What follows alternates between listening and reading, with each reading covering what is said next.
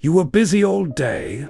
You answered the emails, replied to the messages, finished the small tasks, and somehow, when the day ended, it still felt like nothing really changed. Tomorrow will be different. That's what you tell yourself. You'll wake up earlier, focus harder, waste less time. Finally become productive. But tomorrow begins exactly like today. Before you even leave your bed, your attention already belongs to someone else. A notification, an email, a headline, a message before you've chosen your first thought. The world has already chosen it for you. You tell yourself, I'll just check one thing, 5 minutes, then I'll start.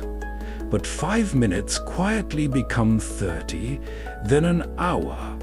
And the strange part is, you don't even remember where the time went. Finally, you sit down to work, but instead of the one thing that actually matters, you answer another email, organize another folder, rewrite another note. Everything feels productive because everything is easier than the work that actually changes your life.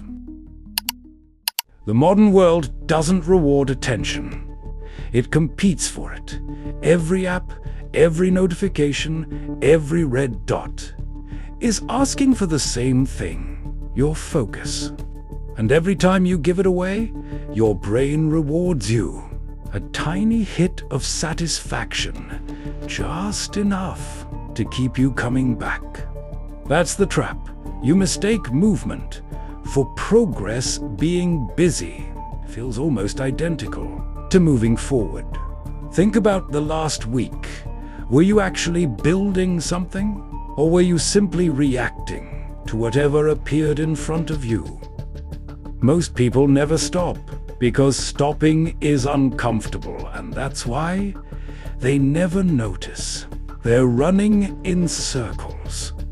Imagine running on a treadmill, faster, harder, every single day. You're exhausted, but you haven't moved an inch.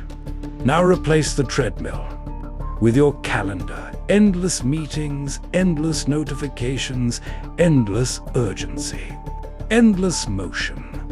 Somewhere along the way, productivity stopped meaning creating something meaningful. It became checking boxes. The list gets shorter, then longer, shorter again, then even longer, and somehow your life never feels lighter. You're not overwhelmed because you have too much to do. You're overwhelmed because too little of it truly matters. Imagine someone offered to buy 1 hour of your life.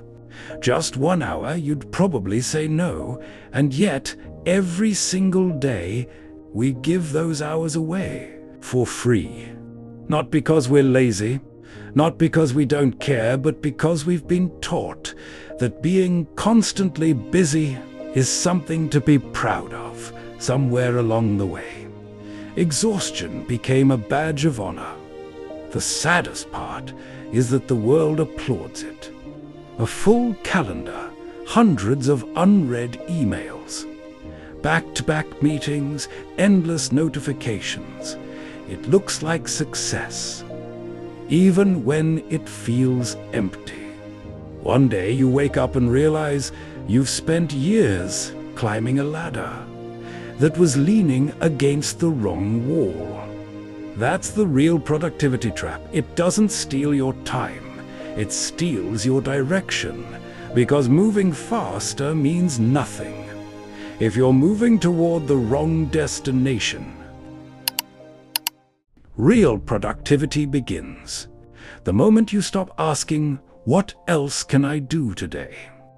and start asking, "What actually deserves my time?" Because every yes is quietly becoming a no to something else. Every small distraction has a hidden cost. The people who achieve extraordinary things rarely do more. They simply ignore more. They protect their attention. like it's their most valuable possession, because it is. Imagine looking back 10 years from now. You won't remember the emails, the notifications, or the endless meetings. You'll remember what you built, who you became, and the moments you chose what truly mattered. Maybe productivity was never about managing time, maybe. It has always been about protecting your life, one decision, 1 hour, 1 day at a time. So before you plan tomorrow, ask yourself one question. If everything on your schedule disappeared, what would still be worth doing? Because a busy life isn't always a meaningful one, and sometimes the most productive thing you can do is finally choose what truly matters. If you only had 1 year left to live, would you still spend today the same way? Thank you for watching. If you enjoyed this journey, don't forget to like and subscribe to Mind Atlas, because the greatest discoveries aren't found in the world. They're found within ourselves. See you in the next story.